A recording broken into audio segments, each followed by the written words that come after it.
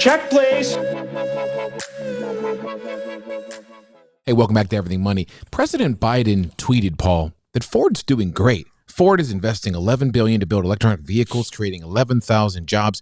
GM's doing great as well. A great tweet, a proud moment for American companies. And the funny part is, Elon's was the first, one of the top replies here is that Tesla's created 50,000 jobs. And he's getting ignored. Now, we are very much against Tesla's stock price, but the company itself... Valuation. Thank you, Paul. The company itself, we're huge fans. I'm on my second Tesla. Mo's got his Tesla. You got one on order. Talk to me about the politics, about why, especially perhaps the Democrats are ignoring something as amazing as Tesla and what they're doing in this world, Paul. I can't quite grasp. One big reason. Okay, unions. And that's why I think UAW is a very powerful union, right? Even though it's decreased in size, I think over the last 40 years, it's a very powerful union, especially for the Democratic Party.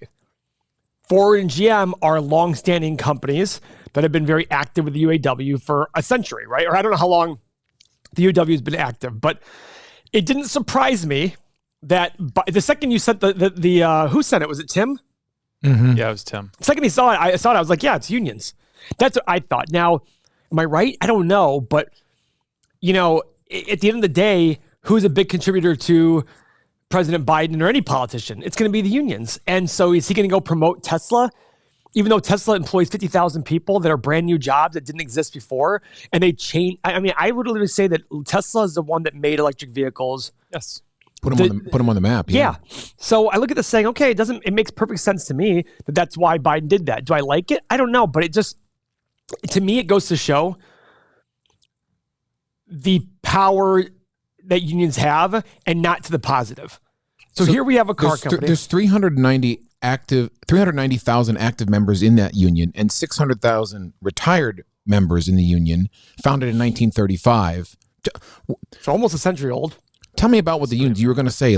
Well, to me, the adage I've always heard, and I hear this from every single person. Tim said it yesterday. I actually interrupted him and say, "You're going to say unions had their purpose 100 years ago?" I don't know if they did. Maybe they did. I wasn't around 100 years ago. I haven't researched it.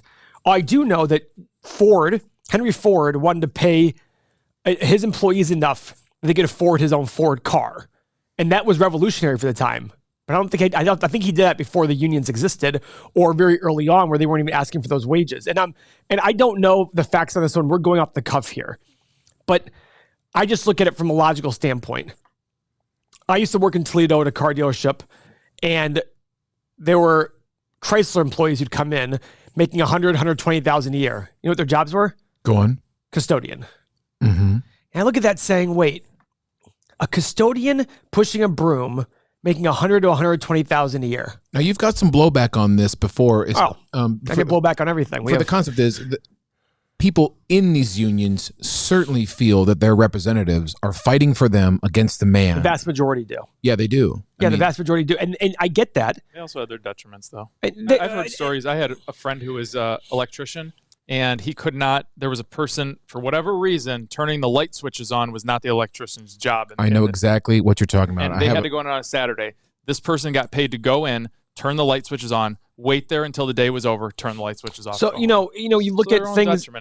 So we look at the city of Cleveland. It's a very pro-union town, right? Yeah, this was in Cleveland, by the way. If you try to do a downtown project that we've tried to do before, we can't do them. Why? Because you have to hire union wages, and union wages are way higher. A real estate project, Yes. Yeah. Now, keep in mind something else.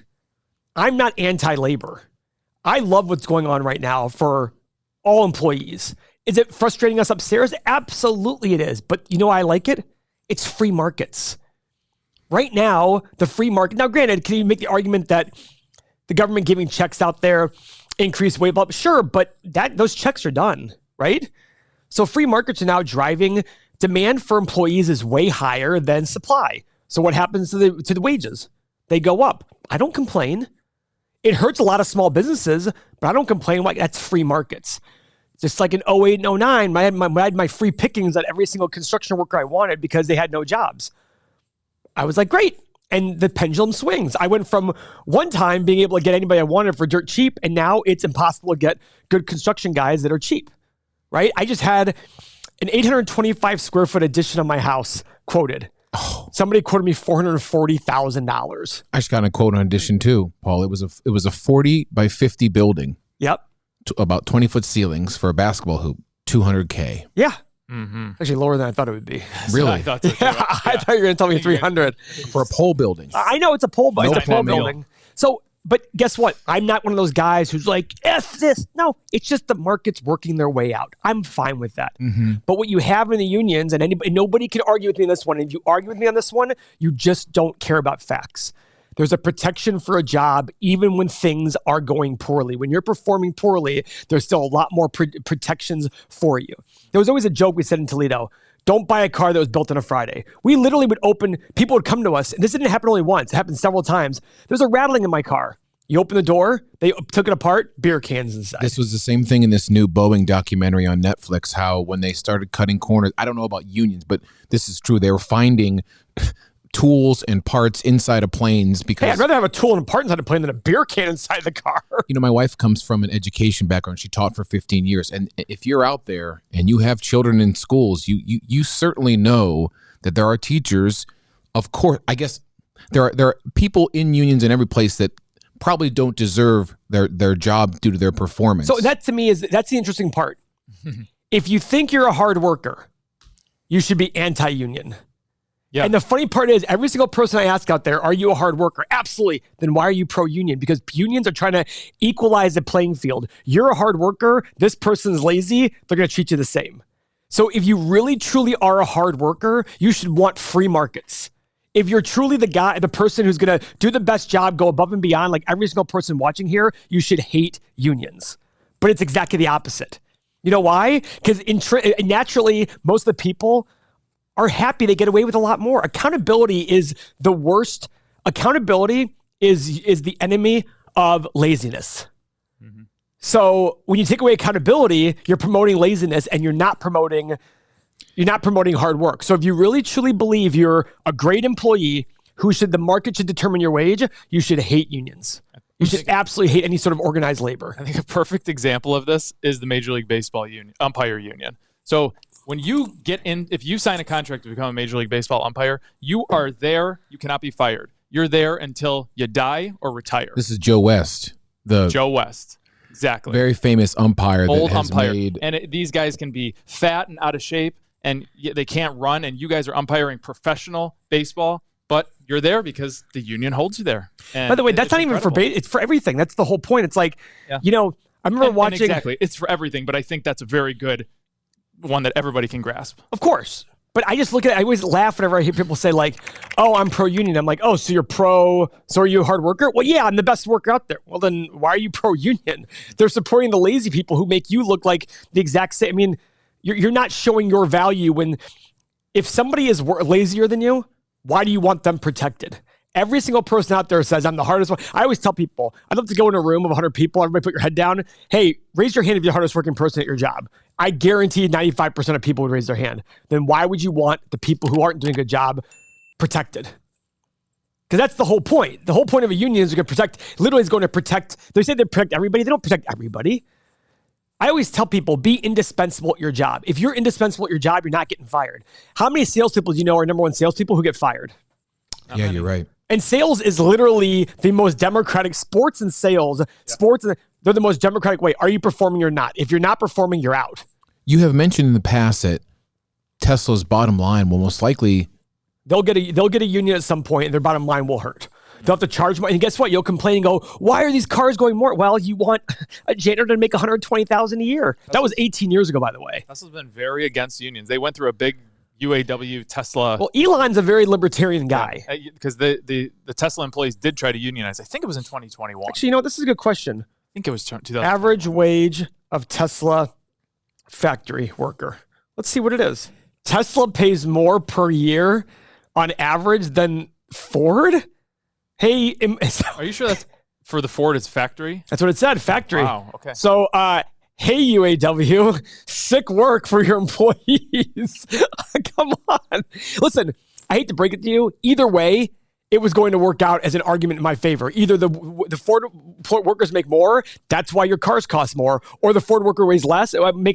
Hey, UAW, you suck. You're not protecting your worker. It's either way, it's a bad thing. That's my whole point about let free markets determine. Let Elon Musk come in and say, we're going to pay top dollar. We're going to pay top dollar. And the UAW, what are they going to do? Guys, what's the margin for Ford? Let's go to our 8 pillars right now. Let's pick up Ford. Ford Motor Company. I mean, their gross margin is only 16% per car. 16%. I don't know how much of the 85%, 84% is labor, but I imagine it's a chunk. And then let's say it's 30% of it, and you increase the cost by 10%, you're driving down gross margins by a big amount. And by the way, this profit margin at the bottom is not really the profit margin. There must have been some one time because it's not possible for them to only have overhead of 2.7%. But either way, guys, it's all about this whole conversation is about a union. And you better believe Biden wasn't going to go sit there and promote Tesla for doing a great job. It wasn't going to happen. It was not going to happen. And I don't know what to say other than, and I'm not trying to be political about it because I just sent Seth an article yesterday about a Republican that I laughed at because he was caught having an affair with Osama bin Laden or something like that. In Texas? Yeah. Yeah. He was caught having an affair with a former ISIS member's wife or something like that. And I just joked and said, well, as long as he prays and repents, he'll be fine. It's just, guys, free markets work. Free markets work. You know why? Yes, they hurt some people, but controlling markets hurts more people than free markets hurts when you try to force things. Just let things be. Let everybody pay what they want. And guess what? As a worker, you can say, yeah, I'm not going to do that job. Just like right now. If you're a construction worker and I offer you $20 an hour, what are you going to tell me? Yeah. Tell me go F myself. Forget about it. Yeah. Great. But if all of a sudden unemployment was 15% and construction fell to zero like it did in 08, not to zero, but fell 75%, you might be saying, please give me that job for $20 an hour. Okay. And then things rebound and get better and your labor is worth more. The people we were hiring 14 years ago, we couldn't get to pay to work for us 9 years ago. Why? Because the market shifted. When you try to force the market, that's what happens in unions. Try to force it, doesn't work so well. And if you really truly believe you're a hard worker, I'm going to repeat that till I'm blue in the face. If you truly believe you're a hard worker, you should hate any sort of organization that equalizes a playing field. You should. Just like in baseball, if you can hit 500-foot bombs, you don't want them to move the fence in for me, who can only hit 250-foot bombs. That's not going to decrease. It's going to decrease your value. Here's a prime example. NFL field goal kickers. Mm-hmm. I remember once when they were going to move the extra point back 25 yards. I remember an extra point kicker saying that hurts our value. No, it helps the value of a good field goal kicker. Yes. Because it's a chip in now. It's 99.8% are going in. All of a sudden you move it back. What's the percentage? Now all of a sudden, if you're a good field goal kicker, you're a lot more valuable to your team because you're going to get that extra point for them when before everybody was getting, I could probably hit that extra point 80% of the time and I'm an idiot. You know what I mean? I can't kick worth crap. That's the whole point. If you're really good at your job, you should hate unions. If you're hardworking, you should hate unions. If you're accountable, if you're a reliable person, you should hate unions. If you think I'm wrong, I would look in the mirror and say, well, what do I really believe? And I think with the Tesla, Ford, GM, I mean, it's no coincidence. It's just no coincidence that I think what they believe is that people with a lot of money that sound like you, I think they think they're taking all the money. Yeah, maybe so. And not fighting for your rights as they probably shouldn't be. Last time I checked, though, according to that data, Tesla, Elon's paying more than Ford's paying. If these value investing concepts speak to you, you can join the Everything Money community. You can get the software behind Paul, and you can have all this in the palm of your hands. By joining the community, you'll be joining thousands of people all over the world who speak and communicate just like you on these topics. We help each other. We work together. We day trade. It's incredible. You get the software, you get the data, and all the amazing tools that are coming out in the future. Go to everythingmoney.com or patreon.com/everythingmoney and join today. Guys, somebody out there is going to Google this. I just went on Google and typed in those first two things. Mm-hmm. Could it be right? I don't know. It's just sitting here right here saying on Indeed, the average Ford Motor Company production worker hourly pay in the United States is approximately $17.92, which is 26% above the national average for a factory worker. Great. I went and Googled right here. Average pay for a Tesla factory worker. Glassdoor is reporting $44,000 to $69,000 per year. The average tech salary. Now, the average Tesla salary ranges from approximately $30,000 per year for a machine operator to $187,000 a year for a senior assembly. Okay. So there's all these, that's off Indeed.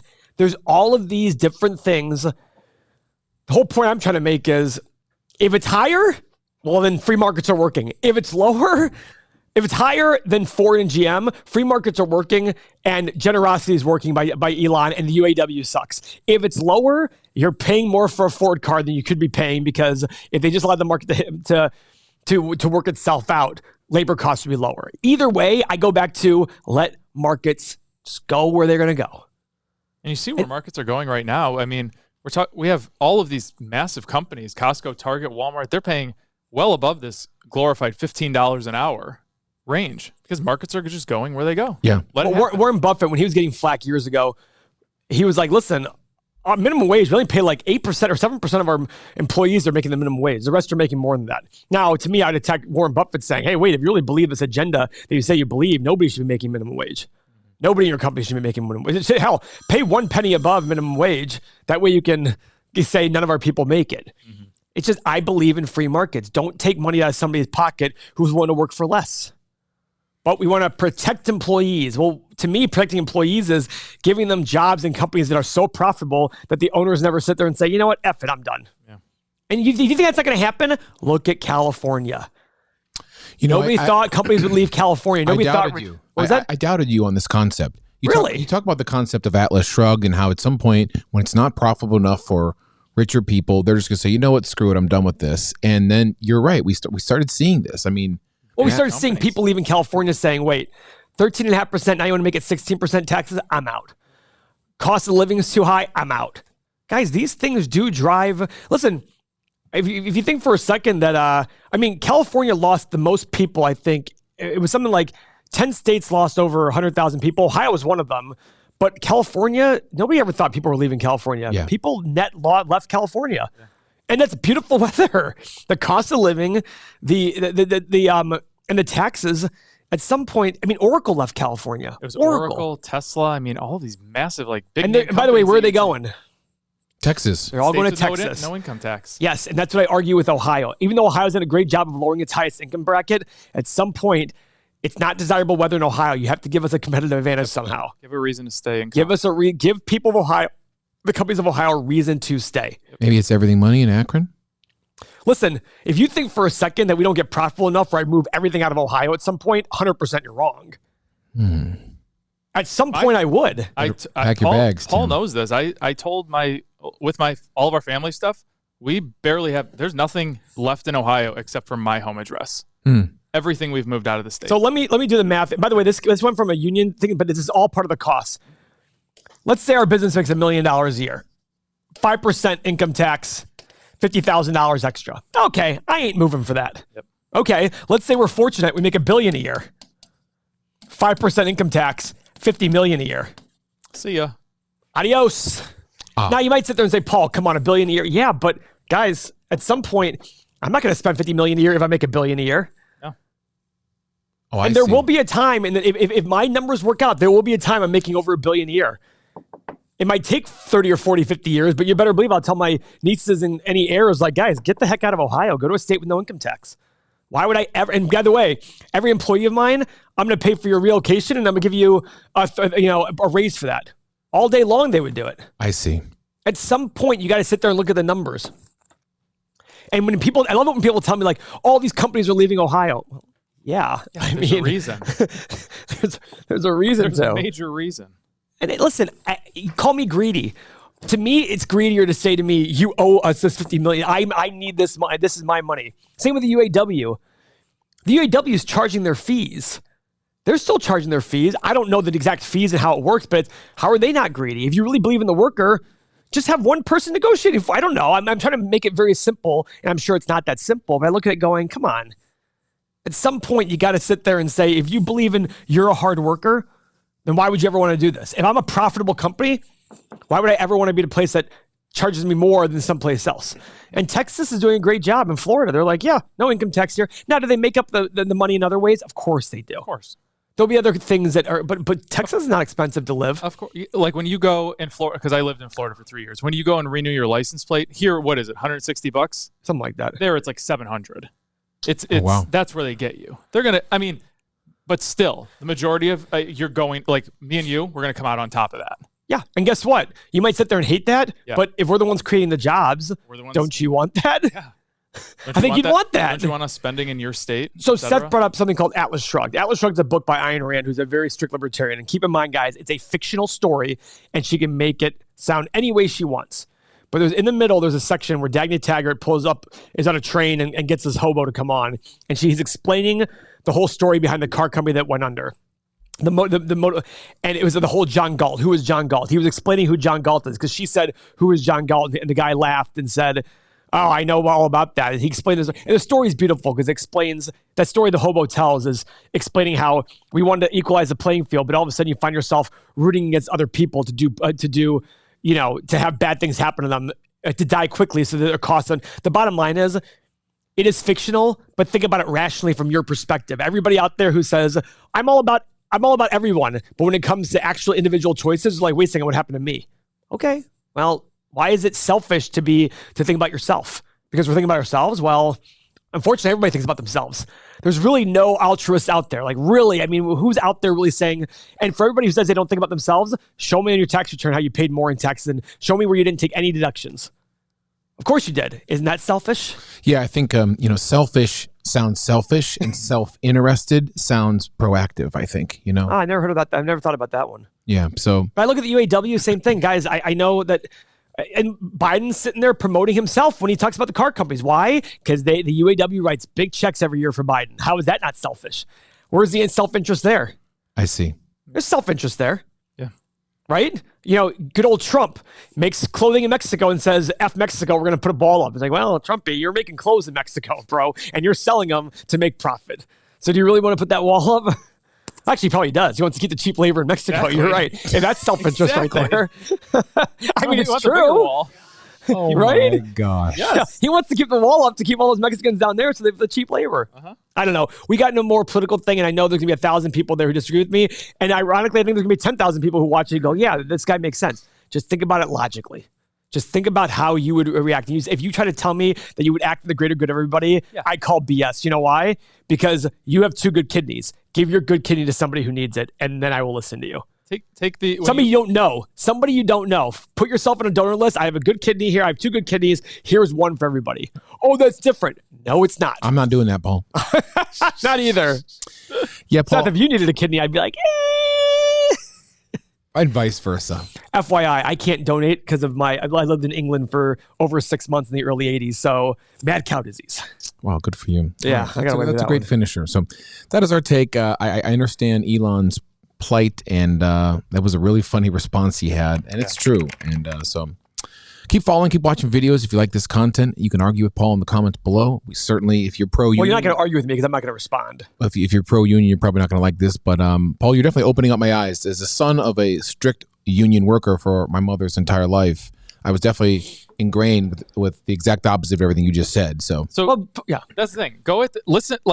We can be making you mad because you have emotions tied to this. Try to separate the emotion from this conversation, like you're doing, and don't say this is what supports my family, this and that. Look at it from a logical perspective. Actually, you know what? Okay. Time out. I'll go one step further. If you are in a union and you say, I'm for my union, I'm for my company, I'm for my coworkers, what would you do if somebody offered you 30% pay to leave the union and go work private without a union? Would you leave? Because if you're really pro-union, pro your people, all that stuff, supporting it, you'd stay there and support them. Keep paying your dues to support the union, but you wouldn't. You'd be like, hasta la vista, I take care of my family. But when I take care of my family, it's considered selfish. When you take care of your family because I have more money and you have less, it's not selfish. No, it's still selfish. That is what we think, I think. Yeah. We all think that way. You selfish little bitch. I am a selfish little bitch. Fondle the thumbs up. Subscribe. Argue with us in the comments. We're always here for you, offering a fresh take on the world. You really opened my eyes on some of these concepts, Paul. Well, and I'm sure listen, I've had my eyes open, psychology and money. Yeah. That opened my eyes on the way there are people in unions who probably believe that because they saw family members abused at their factory jobs. And they're like, no, I love the union because it protected my family. Absolutely. I understand that completely. Sure. That's our take. See you next video. Thanks for watching.